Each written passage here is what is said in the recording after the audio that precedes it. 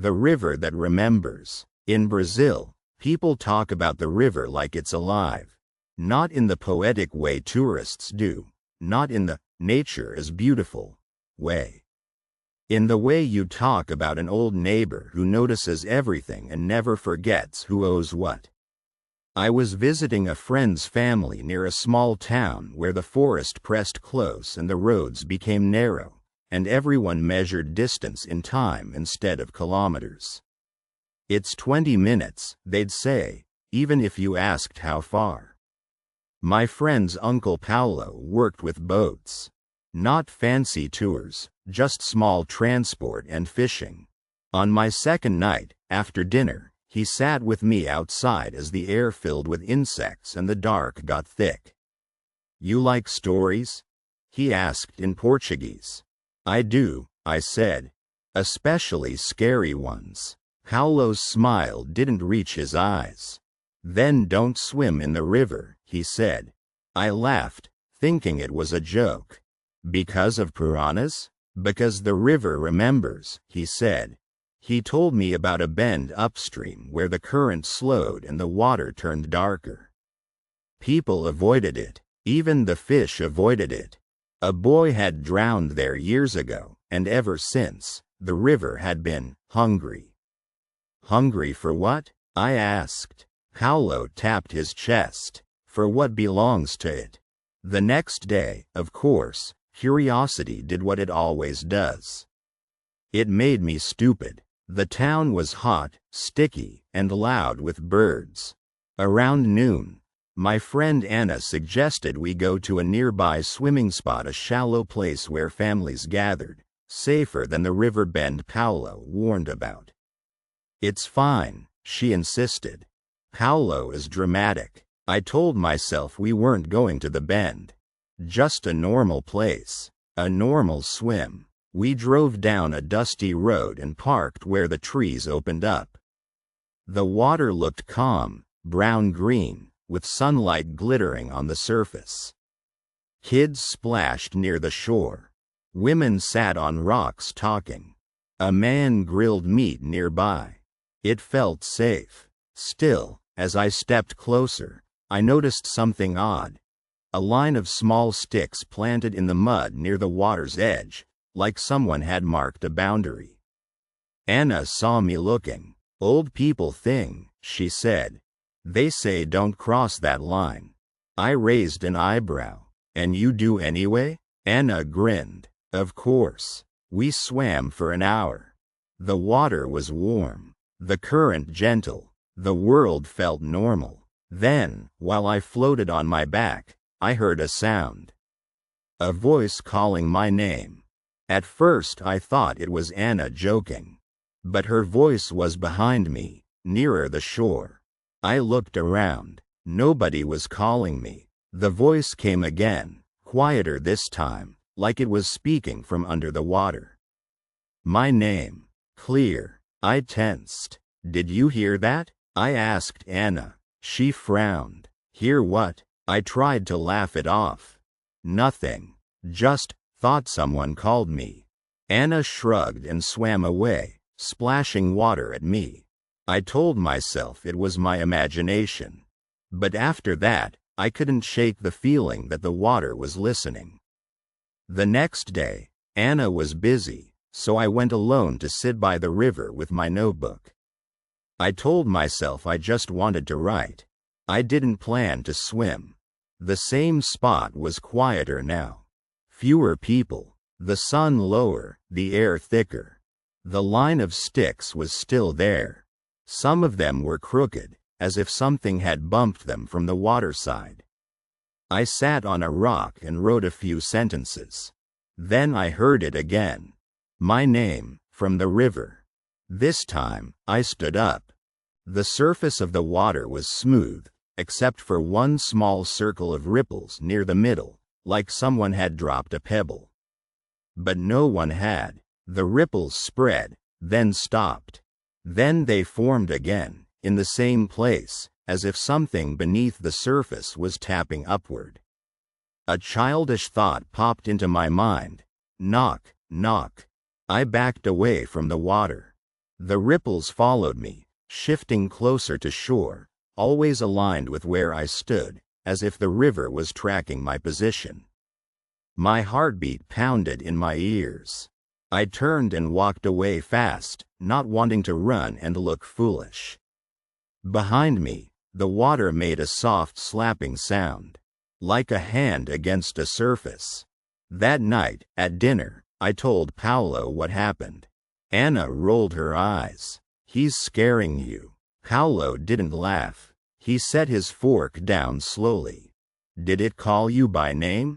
"Yes," I admitted. Paolo's face tightened. "Then it knows you." Anna snorted. "It's a river." Paolo leaned toward her. "It is not only a river."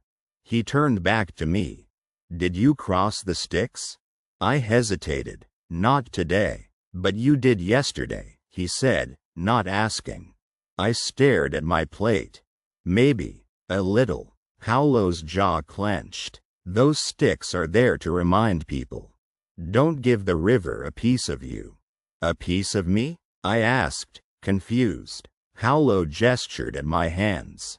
"Blood, hair, sweat, anything it can remember." I thought of the hours I'd spent swimming. I had probably scraped my foot on a rock. I had definitely swallowed some water. The idea made my skin crawl.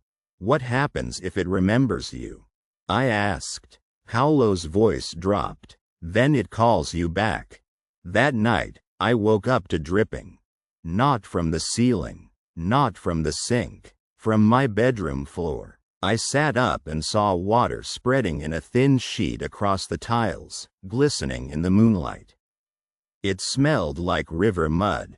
My suitcase sat in the corner, and a small trail of wet footprints led from it toward my bed, bare footprints, too small to be mine. I got up, trembling, and followed them. They stopped at the foot of my bed. I looked down. Something was sticking out from under my mattress. A strip of wet fabric, dark and slick. I yanked it. A shirt slid out mine. The one I'd worn swimming. But it was dripping as if it had just been pulled from the river. Then, from inside the fabric, a sound rose, soft at first, then clearer. Breathing. The same steady breathing I'd heard in the recordings of other people's stories, the kind that means something is close. My throat tightened. I threw the shirt across the room. It hit the wall and collapsed like it was heavy with water. From the corner of the room, a voice spoke, wet and gentle. My name. I ran to the door and yanked it open. The hallway was dark, but at the end of the hall, a thin stream of water flowed from under the front door, like the river had found a path inside. The stream wasn't moving like normal water. It was moving with purpose, inching forward, spreading wider. I heard Paolo's voice behind me. "Don't step in it." He stood in the doorway of the guest room, already awake, holding a small bundle of sticks tied together with string. His face looked older than yesterday. "It came," he said, not surprised. "It remembers you." Anna appeared behind him, pale. "What is happening?" Paolo didn't look at her. He looked at me. "Did you bring anything wet into your room?" I swallowed. "My swim shirt." Paolo nodded like that confirmed everything. He stepped forward and laid the bundle of sticks across the floor, forming a line. The water stopped at the sticks. It trembled. It pulsed like a living thing, pushing gently, testing. Then it retreated a few centimeters, like it was thinking. Paolo whispered something, an old prayer, maybe, or just a warning spoken in a language older than Portuguese. The water shivered again. From inside the dark stream, something rose just enough to break the surface. A face, not fully formed, more like a shape made of mud and river shadow, with eyes that reflected moonlight like fish scales. Its mouth opened, and it spoke my name again. I stumbled back. Paolo's voice was firm. "Do not answer it." I clamped my mouth shut so hard my jaw hurt. The face tilted, as if listening. Then, in a voice that sounded like water over stones, it said a sentence in perfect English. "Come back," Anna gasped. "It speaks?" Paolo's eyes stayed on the river face. "It repeats." The face smiled, and the smile wasn't human. It was too wide, too smooth. Then it sank, and the water began to withdraw slowly back toward the door, as if it had decided to wait. Paolo turned to me. "Tomorrow, we go to the bend," he said. "What?" I croaked. "We return what you took," he said. "Or it will keep calling." The next day we drove upstream in silence. The forest felt thicker. The air felt heavier. Even Anna didn't joke. At the bend, the water was darker, almost black. The current slowed like it was holding its breath. Paolo handed me the wet swim shirt, now dry but stained. "Give it," he said. I stepped to the edge. My hands shook. I held the shirt out like an offering and dropped it into the water. It didn't float. It sank immediately, straight down, as if hands below had grabbed it. The surface rippled once. Then the river became still. Paolo exhaled. "Good," he murmured. We started walking back to the car. Halfway up the path, I heard something behind me. A soft voice, far away.